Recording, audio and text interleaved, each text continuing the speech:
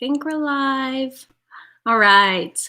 Hello, everyone. Welcome. My name is Crystal Nairman with the Dog Psychology and Training Center. And today's topic, today's topic is going to be if you take your dog trick-or-treating this year, or any year, or anytime there's going to be a large crowd outside. And so my topic for you is really just some questions, some discussion questions to have with your family, with yourself, honestly, and to really see if this is something that it's going to be more beneficial for you or more beneficial for your dog. And so some of these questions are to ask about your dog's history, but it's also going to ask about your dog's particulars and what they like and dislike. So we'll kind of break down why these questions are important as we go along, but some of them are pretty self-explanatory, so we don't need to go too deep with some of them.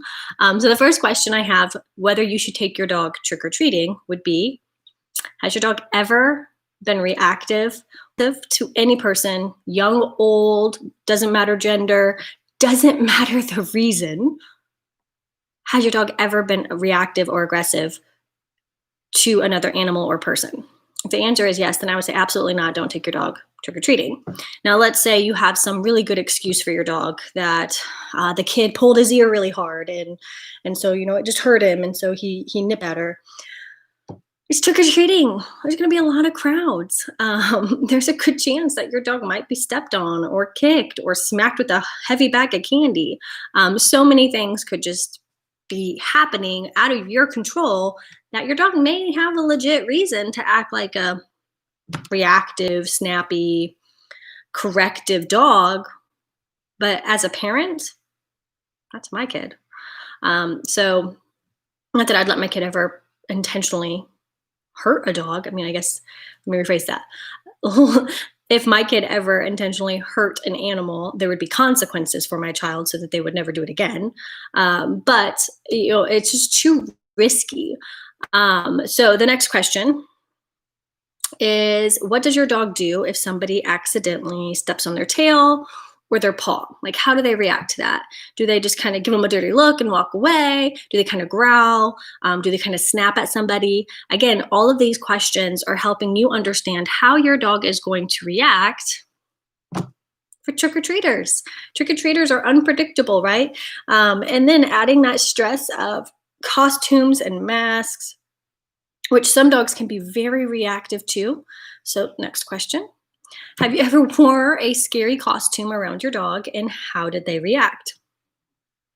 If you haven't, do it before you go trick-or-treating, because some of these costumes, at least where we live, they're pretty legit. Like, I'm like, wow, you spent so much time on your makeup. That looks so good. And my kids are super fascinated by theater makeup and stage makeup. And so they'll run right up to them and be like, whoa, how did you do that? But some kids are terrified of that. And we've walked past kids that started screaming or crying. And they say that dogs have the average IQ of a toddler. So if it affects a child that way, it can most definitely affect your dog that way. Even if they smell a human underneath, it's a human they don't know.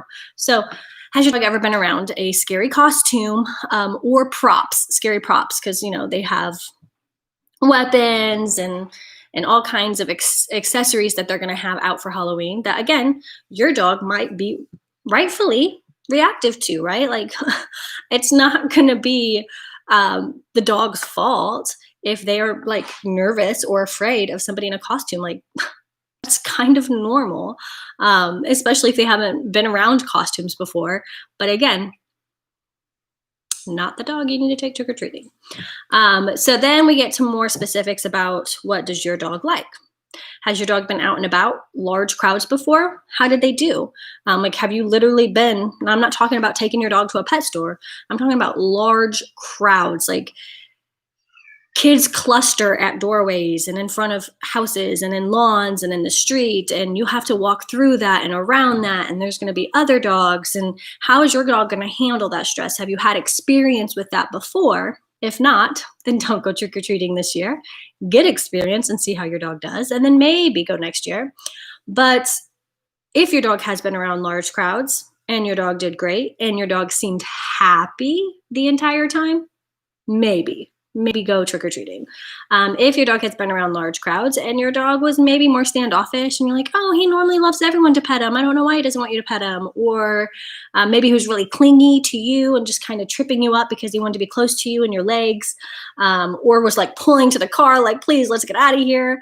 All of these things are telling me that your dog's just maybe not so comfortable with large crowds, and that's okay. I'm an introvert at heart. I do not like large crowds as well. I know how to, as an adult human, how to control my emotions to let me get through that. But there are times when I'm like, okay, I'm done. Is everybody else ready to go? And luckily, I married an introvert as well. So he's like, yep, let's go. But it's okay to be an introvert. It's okay for your dog not to be the love of the world. He's your dog. Just let him enjoy you. Next question. Does your dog love kids? Love with all capital letters. Super important. If your dog's kind of like, meh, with kids, don't take your dog trick-or-treating.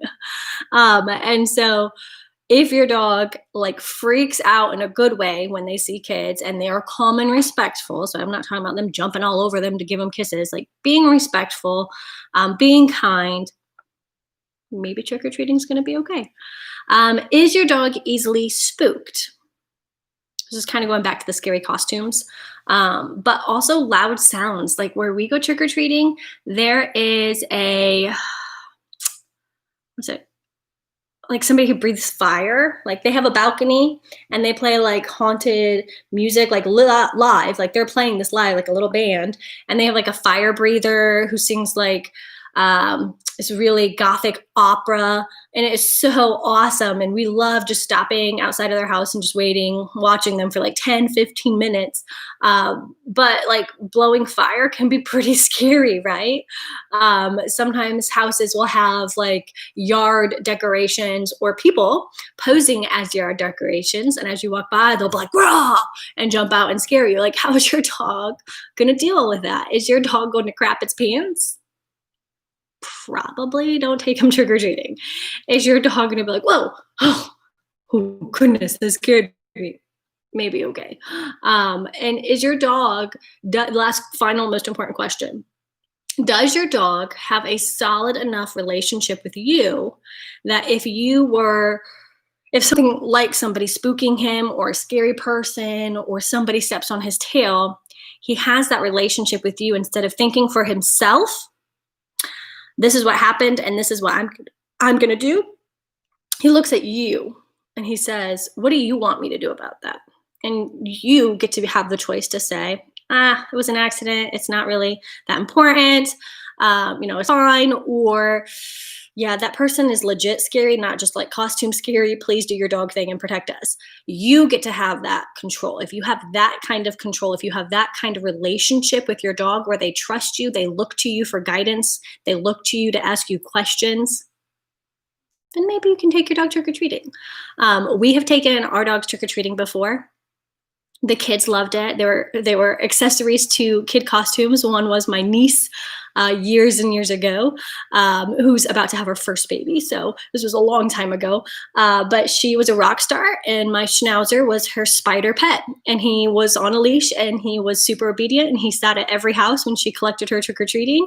And I'm not going to lie, she won first place in the Halloween contest with Pepper, the pet spider. And then we've also had Morgan, our Mastiff, go as a dinosaur. And when we can have so much fun with our dogs trick-or-treating, but we also had dogs where we would never take them trick-or-treating because they were easily spooked. They were standoffish. They were introverts. They did not like large crowds. And would my dogs have ever bitten somebody? I don't know. I mean, I've trained them. I did a really good job desensitizing them, building that relationship with them. So if anything did scare them or frighten them, they'd come to me or Eric.